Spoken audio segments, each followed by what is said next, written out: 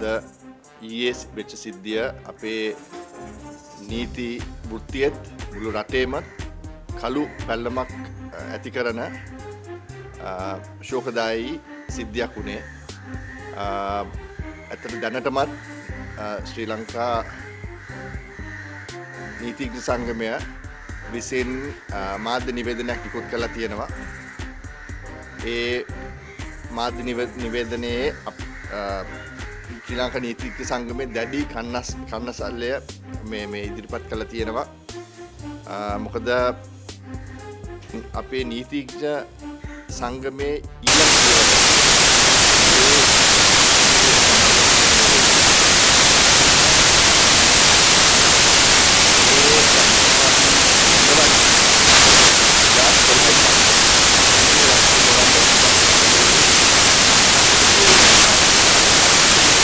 හිටපු අපේ අග්‍රවිශකාරතුමිය ශ්‍රානි බණ්ඩාරනායක මැතිතුමියගේ ඒ දෝෂාභියෝග ප්‍රශ්න නිසා ඊට පස්සේ අවුරුදු 14කට පස්සේ අපි මේ රැස්වීම කැඳවන්නේ. නීතිඥවරයෙක්ට සේවාදායකයන් වෙනුවෙන් පෙනී සිටීමේ අවශ්‍යතාවය පෙනී සිටීමට ඒ අයිතිය අපේ ව්‍යවස්ථාවෙන් ලබා දීලා තියෙනවා. කොච්චර අපරාධයක් කරත් ඒ හැම අපරාධ කරුවෙකුටම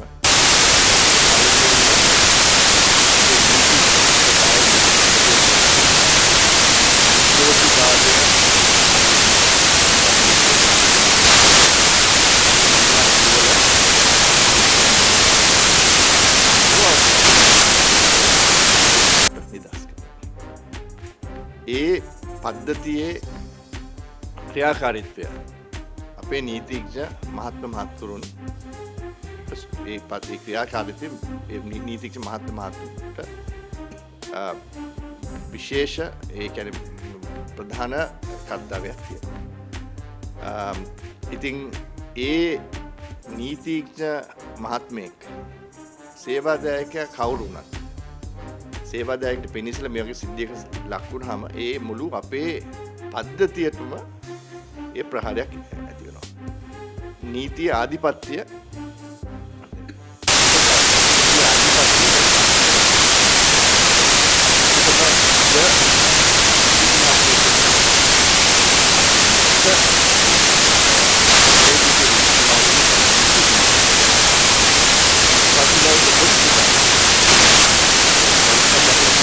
බන්ධනාගාර නිලධාරීන්ට වෙච්ච දේ. ඉතින් මේක සුළුවෙන් අපිට බලන්න පුළුවන් දෙයක් නෙවෙයි. මොකද නීති පද්ධතිය අපේ රටේ නීතියේ ආධිපත්‍ය ආරක්ෂා කරනවා.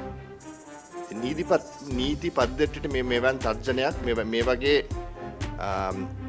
එලිමහනේ කරපු මේ ක්‍රියාව අපි දැඩි ලෙස එලා දකිනවා.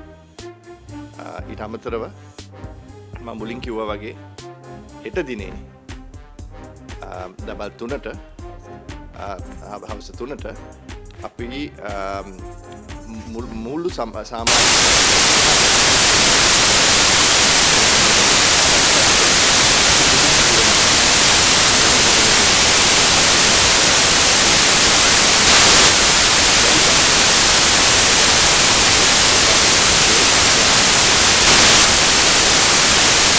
ඊට අමතරව මම තව දෙයක් කියන්න ඕන.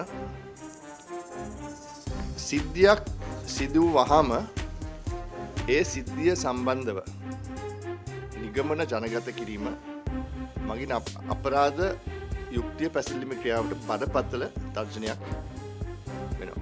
ඇත්තටම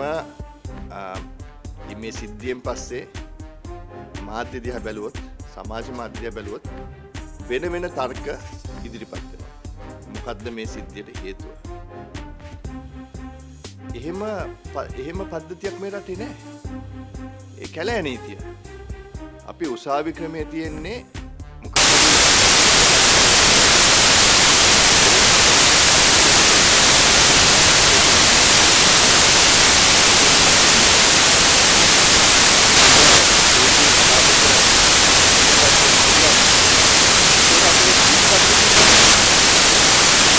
හිතන්නේ ඒක ඊට අමතරව සදාචාර විරෝධී. මේ රටේ දැන් තරුණ බුද්ධිකයන් දෙදෙනෙක් මරලා තියෙනවා. ඒ අවස්ථාව සම්බන්ධයෙන් ඔය වෙන වෙන මත ඉදිරිපත් කිරීම මොකක්ද ඒකට හේතුව? ඒක අපි ඔක්කොම ඇත්තරියොත් සදාචාර විරෝධී. අපිට මාධ්‍ය සංස්කෘතියක් තියෙන්න ඕනේ. සමාජ මාධ්‍ය සංස්කෘතියක් තියෙන්න ඕනේ. මේ ප්‍රවෘත්ති මන් දන්නේ කොහෙන්ද එන්නේ කියලා. ඒත් ඒක එන තැන එහෙම ඒ ප්‍රවෘත්ති එහෙම ඉදිරිපත් කරනවා. ඒක සම්පූර්ණයෙන් වැරදි. ඒක වැරදි පූර්වාදර්ශයක්.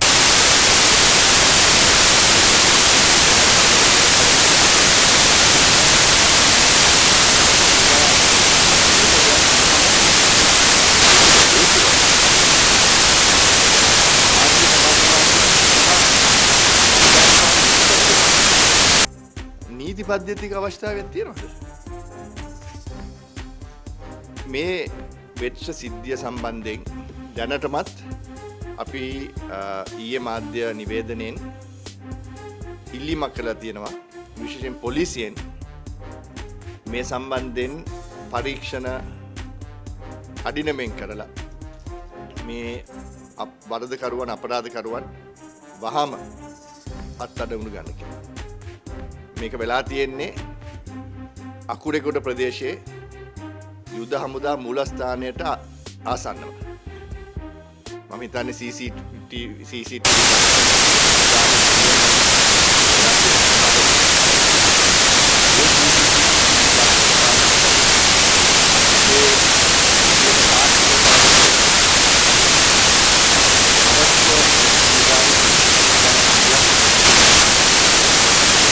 අත්අඩංගුවට ගන්න ඕන.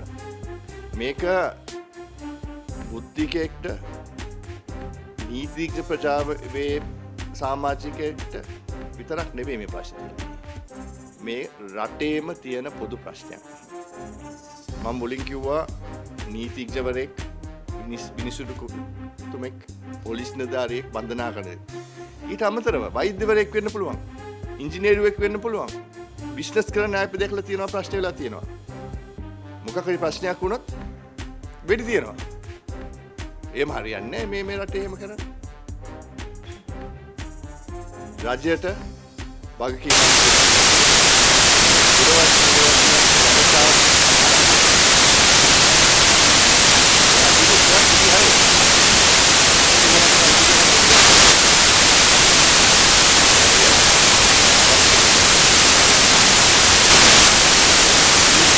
ආධිපත්‍ය සමාජයේ ආරක්ෂාව දැඩි ලෙස ඒ ආරක්ෂා කරන්න ඕන. අපට පාරේ ප්‍රශ්නයක් නැතුව යන්න පුළුවන් කියලා ඒ සමාජ ඒ අවස්ථාව ඇති කරන්න. මොකද දැන් අපේ නීතිඥවරුත් සමහර නීතිඥවරු කියනවා කොහොමද අපි ප්‍රැක්ටිස් කරන්නේ? එන අනිත් විකල්පය අපරාධකරුවන්ට පෙනී සිටින්න නැතුව පැත්තකට වෙලා ඉන්න. ඒක ව්‍යවස්ථාවයක ඉඩ දෙන්නේ හැම දිනාටම නීතිඥ සහාය ලබා දිය යුතුයි. ඒක විතර අපි කරන වරදක්.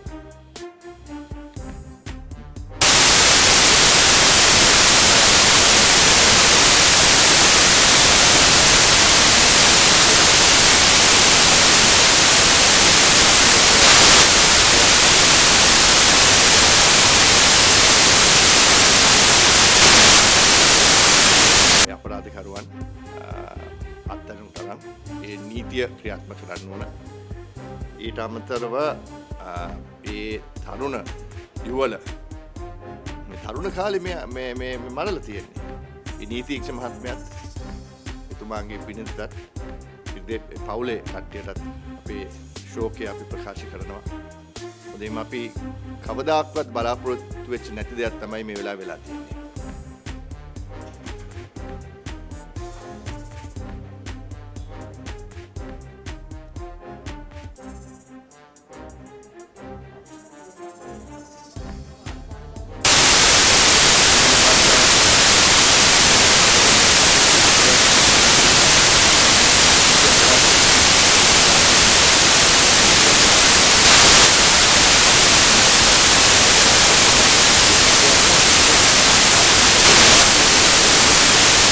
ඉතින් මම හිතන්නේ රාජ්‍යයටත් පොලිසියටත් ලොකු වගකීමක් තියෙනවා.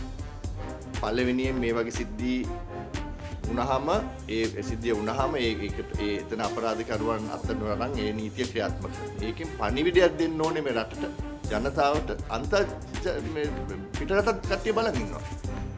මොකද්ද අපි කරන්නේ? මේ කරන්න බෑ. කරන එක සමහර වෙලාවට ඒක කියමු නවත්තන්න බෑ කියලා. නමුත් මේ ප්‍රශ්නේ වුණාම ඒ නීතිය දැඩි ලෙස ක්‍රියාත්මක වෙන හේතු දක්වන්න බෑ. ඇයි මේක වුණේ? මොකක් හරි මේ පිටිපස්සේ කතාවක් තිබුණා. ඒක මේ මෙතන බලන්න.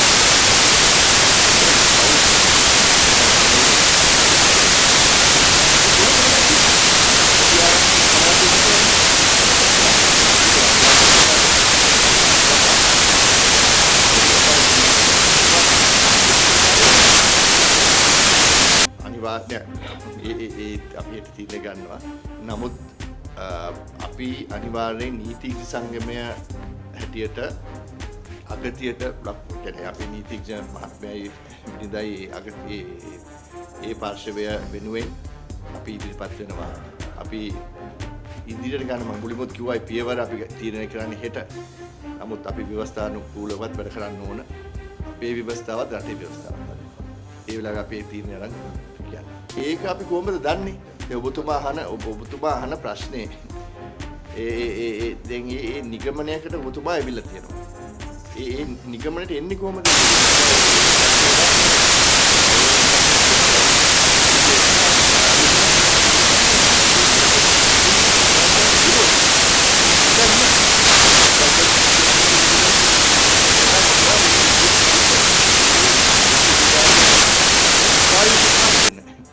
වෙන මේ මාධ්‍යත් සමාජ මාධ්‍යෙත් අපේ අනිත් අංශවලත් සදාචාරයක් තියෙන්න ඕනේ. මොකද අපිට මේ වෙලාවේ මේ පූර්ණ නිගමනට ගන්න මොකක්ද උනේ කියලා අපි දන්නේ නැහැ. ඉතින් ඒක ඒ වෙලාවේදී එහෙම මොකක්ද කියනවනේ ඒක උසාවියෙන් බලාගනි. නමුත් අපේ ස්ථාවරය මෙහෙම අමුමුවේ මරන්න බෑනේ. බුද්ධිකේ නීති කවුරුණත් අනිත් එක වෙන අපි දන්නවා සමාජ මාධ්‍ය වෙන කතා ඉදිරිපත් කරන්න පුළුවන්. ඒක මේ අපි ඒවට මේ බුද්ධිමත් පරිණතභාවයකින් මේ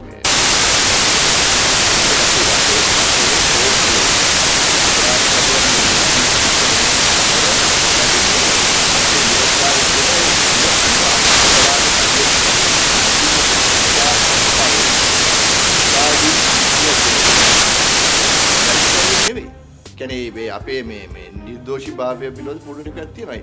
මම මුලින්මුත් කිව්වා එහෙනම් අපි තීරණය කරන්න ඕන අපරාධකරුවන්ට පෙනී සිටින්නේ නැහැ කියලා. එහෙම දෙයක් කරන්න බෑ. ව්‍යවස්ථාවෙන් මේ ඒක අවස්ථාව දෙන්නේ නැහැ. ඉතින් කවුරු වුණත් කොච්චර වරදක් කරත් ඒ සහාය නීතිඥ සහාය ලබා දෙන්න ඕනේ. ඉතින් කවදාකවත් අපි කියන්නේ නීතික සංගම හැටියට කාටවත් නීතික සහාය නොදෙන මේ අවස්ථාව ඔබතුමාගේ අහ ප්‍රශ්නේ පිණිස සිටින්නේ නැද්ද? එහෙම අපිට නීතික සංගමයට කියන්න බෑ. මොකද කවුරු වුණත් කාටවත් ඒ අවස්ථාව සහාය තියෙනවා.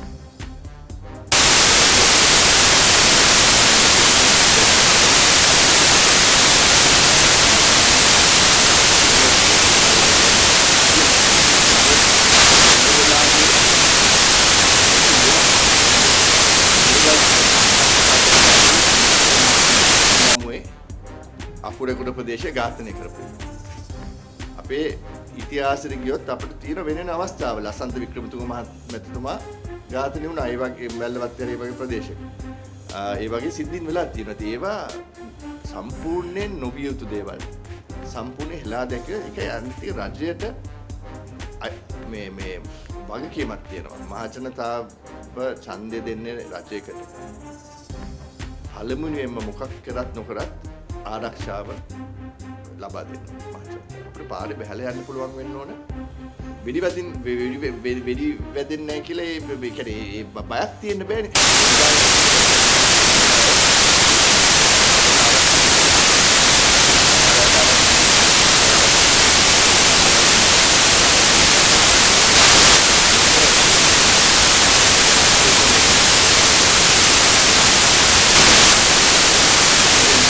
ආයිත් මේ වගේ දේවල් වෙන්න බෑ මේ රටේ. ඉතින් ඒ සම්බන්ධයෙන් අකරණතුමාගේ ප්‍රශ්නෙට